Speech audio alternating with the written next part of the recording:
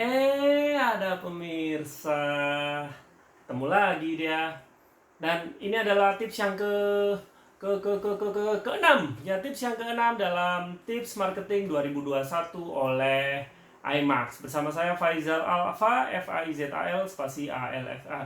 Karena ini adalah video keenam, jadi sudah ada 5 video yang Anda lewatkan kalau baru lihat di video ini. Jadi silahkan cek ya video nomor 1, 2, 3, 4, sampai 5 ya kalau sudah selesai nonton video yang ke-6 ini, sehingga nyambung. Gak harus urut juga sih ngelihatnya, karena per tema, per bagian ini beda-beda pembahasannya dan tuntas di masing-masing satu video. Nah, hari ini kita akan bahas apa? Di hari yang ke-6 ini, video yang ke-6 ini saya tertarik untuk membahas bagaimana kita bicara terkait dengan target pertumbuhan vertikal. Target pertumbuhan vertikal apa itu? Kalau kita bicara gedung, terus kita ngomong tentang vertikal, itu adalah kita ngomong tentang tingginya yang terus naik, tingginya yang terus bertambah. Ini juga filosofi atau dasar untuk kerangka berpikir kenapa target pertumbuhan vertikal ini penting bagi usaha yang kita jalankan. Maksudnya apa?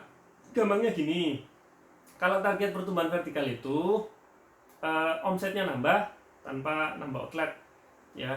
Kenapa begitu? Karena ada beberapa bisnis yang memang tipikal atau karakternya ya relatif punya tantangan ya untuk bisa nambah cabang.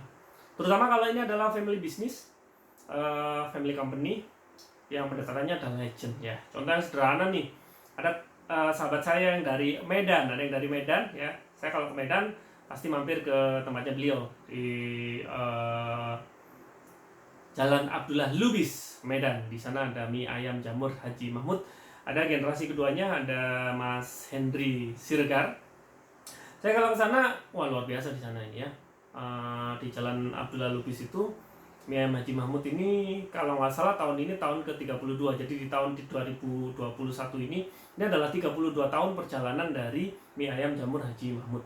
Yang saat itu kami diskusi terkait dengan bagaimana pertumbuhan vertikal ini yang dioptimalkan, karena tempatnya udah luas ya, luas banget untuk sebuah tempat makan mie ayam jamur gitu ya. Terus kemudian ada meeting roomnya juga dan macam-macam lah. Jadi optimalnya adalah bagaimana pertumbuhan vertikal itu omsetnya nambah tanpa nambah outlet. Maka apa yang bisa dipikirkan atau apa yang bisa diurus? Pertama, kita mesti tahu dulu ya pilar-pilar pemasukannya dari mana. Jadi pilar-pilar pemasukan itu maksudnya adalah masuknya omset dari mana. Contoh kalau kita ngomong di F&B, pilar pemasukan yang satu tentu dari dine in, makan di tempat. Kalau orang Jawa bilang andok, ya apa andok itu? Buat mandi itu ya. Guyonan receh ya. Jadi makan di tempat. Terus yang kedua apa lagi? Yang kedua adalah takeaway, barang bungkus. Yang ketiga apa? Yang ketiga adalah delivery, menggunakan layanan ojek online. Terus kemudian yang keempat adalah reservasi. Ya, meskipun dine in reservasi juga ya, tapi reservasi ini kan biasanya rombongan. Ada acara khusus, misalnya traktiran habis traktiran ulang tahun, misalnya traktiran habis lulus ujian dan sebagainya. Terus kemudian ada lagi big order atau pesanan gede, cateringan. Ada lagi ya, misalnya ini mie ayamnya ini juga ada tersedia dalam bentuk frozen, maka ada pilar pemasukan. Nah, kalau kita bicara terkait dengan pertumbuhan vertikal, maka dari masing-masing pilar ini kita identifikasi masing-masing berkontribusi berapa persen terhadap keseluruhan omset yang dicetak oleh perusahaan kita. Kebayang ya? Jadi kalau omset itu adalah sebuah tandon, maka tandon ini adanya terisi itu dari pipa yang isinya. Ada berapa pipa, terus masing-masing pipa besarnya berapa kontribusi. Jadi misal tandon ini kemudian adalah 100%, maka yang dari pipa 1 ini berkontribusi berapa persen. Misalnya dia 30%, terus pipa 2 ini 20% dan 50% kan. Terus kemudian pipa 3 ini adalah 20% lagi, jadi 70%. Terus pipa 4 10%, pipa 5 10%, pipa 6 10% gitu. Nah, ini akan memberikan kita kesadaran bahwa duit itu masuknya dari mana gitu. Jadi meskipun pilar pemasukannya ada 6, tapi kan tidak sebanding begitu saja gitu. Jadi tidak sama semua. Nah, ini memudahkan kita untuk mengidentifikasi kalau kita menyusun strategi pemasaran. Contoh, pilarnya ada 3 dan kontribusinya berbeda. Ini nanti akan berbanding lurus pada apa? Berbanding lurus pada upayanya, berbanding lurus pada mikirinnya, berbanding lurus pada jumpalitannya kita adalah menggarap masing-masing pilar itu gitu. Karena aktualnya sih di dalam banyak perusahaan ini pilar pemasukan ini nanti cuma numpuk di paling maksimal kontributor gedenya itu 3 gitu. Nah 3 ini yang kita fokuskan, lainnya ini apa ya sekedar syarat aja, rame-rame itu, hore-hore itu, tapi sebenarnya utamanya yang 3 ini, sehingga kita berfokus di situ. Nanti kaitannya sama apa?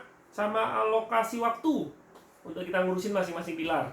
Jadi nggak boleh disamakan, justru menurut saya tidak tepat kalau disamakan, kontribusinya berbeda kan. Kedua, pikiran.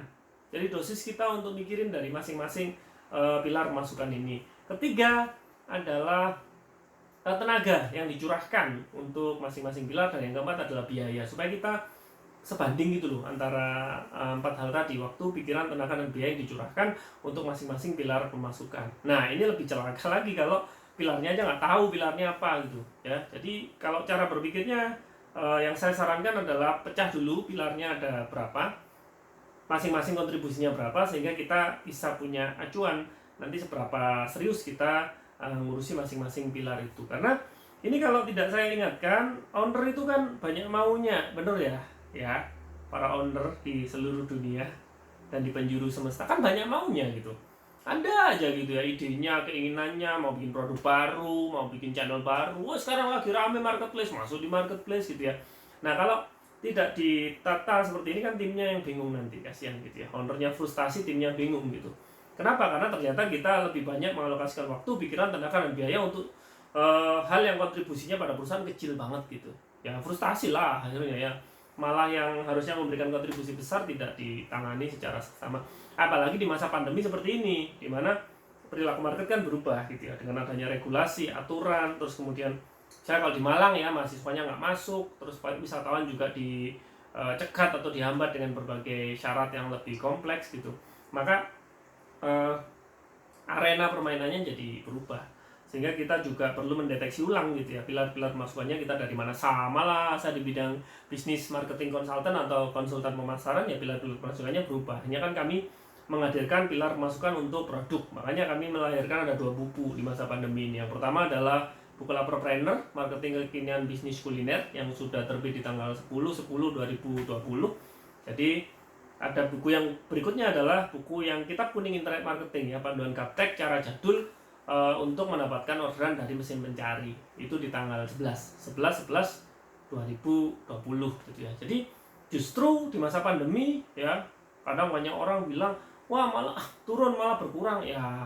Pinter-pinternya kita aja sih menurut saya gitu, karena justru di situ kami mengalokasikan produktivitas ke hal yang lain. Misalnya jadi timnya ini ada, resourcesnya ada, kemudian orderan dari klien berkurang, kita curahkan untuk menghasilkan sebuah tulisan jadi buku, bukunya bisa dijual jadi duit lagi gitu.